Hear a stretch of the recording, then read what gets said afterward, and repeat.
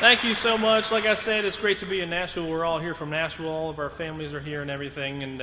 But we've been very fortunate in barbershop to literally travel all over the world. We've been as far away as we've been to Arizona a couple times. We've been to Sweden, right? Yeah. Is that Sweden? Sweden, yeah. Okay, cool. We've been to Sweden and Iowa. That's far away too. But we've actually, like I said, we've been to Arizona a couple times. And the first time we ever went to Arizona as a quartet, we were leaving the airport and we're driving down the interstate for a while, and we find a sign and it says entering Native American reservation. And we'd never been there before and everything. We had some time to kill, so we figured we'd check it out a little bit, and we get off the exit, and there's another sign that said right down the road, tourist attractions. So we're like, well, let's go see what that is. So we pull up to the side of the road, and there's this old shack, and there's another sign that says, inside, oldest living Native American with the best memory.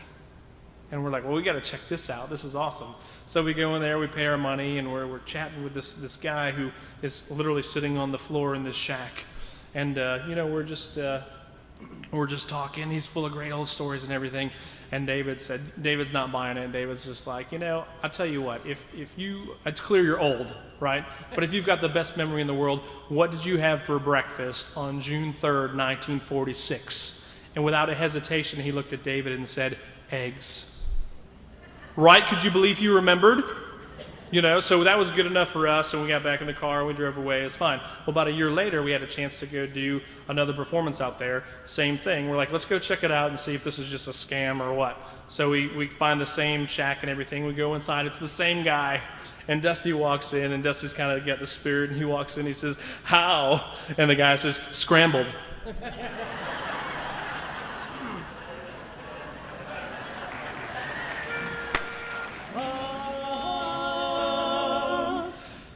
From the great Broadway musical, Guys and Dolls, here's a song about a gambler, a sinner who finds religion.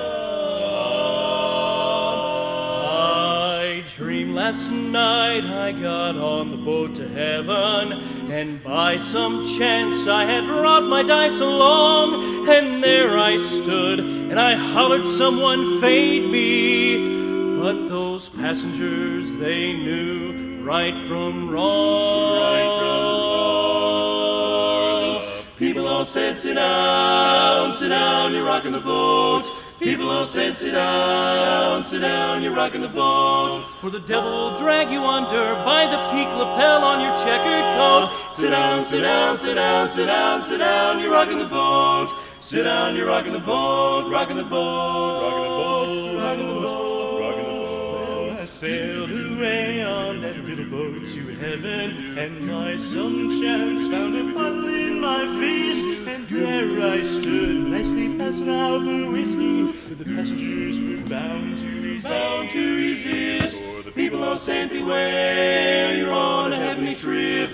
People all said, beware, beware, you'll scuttle the ship. Or the devil will drag you under by the fancy tie round your wicked throat. Sit down, sit down, sit down, sit down, sit down, you're rocking the boat. Sit down, you're rocking the boat, rocking the boat, rocking the boat, rocking the boat. And as I lifted those passengers to heaven, a great big wave washed me overboard, and as I sank, and I hollered, someone save me. That's the moment I woke up. Thank the Lord.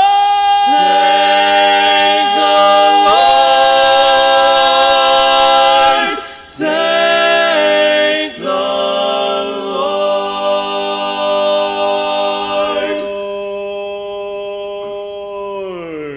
And I said to myself, sit down, you're rocking the boat. Said to myself, sit down, you're rocking the boat. Or the devil will drag you under with a soul so heavy you'll never float. Sit down, sit down, sit down, sit down. The devil will get you if you don't sit down. And if you go, you're sure to drown. Sit down, you're rocking the boat, rocking the boat.